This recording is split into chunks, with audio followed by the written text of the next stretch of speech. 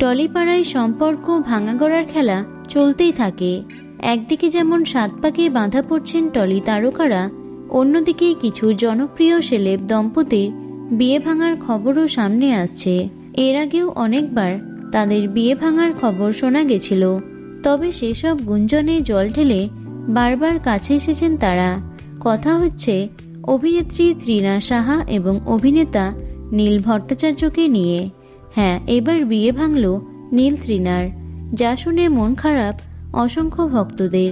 তবে কেন এমন সিদ্ধান্ত নিলেন তারা, কি বললেন নীল তৃণা, চলো জানা যাক। একটা সময় টলিপাড়ার জনপ্রিয় সুখী দম্পতিদের মধ্যে অন্যতম ছিলেন নীল তৃণা।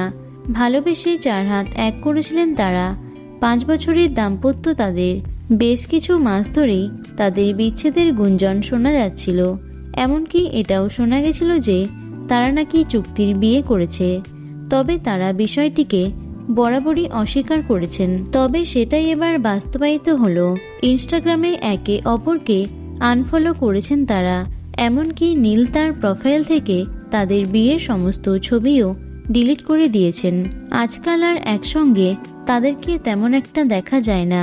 বিবাহ বিচ্ছেদ সম্পর্কে তৃণা মুখ না খুললেও হিন্দুস্তান টাইমস বাংলাকে অভিনেতা জানান, এই ব্যাপারে আমি এখন কোনো মন্তব্য করতে চাই না। তিনি খানিকটা সময় চান। অভিনেতার কথায় স্পষ্ট, সবকিছু ঠিক নেই তাদের মধ্যে। এখন দেখা যাক পরবর্তীকালে কি হয়। তো বন্ধুরা, ভিডিওটি এটুকুই। টলি দুনিয়ার অন্যান্য খবর পেতে চ্যানেলটি সাবস্ক্রাইব করতে পারো। ধন্যবাদ।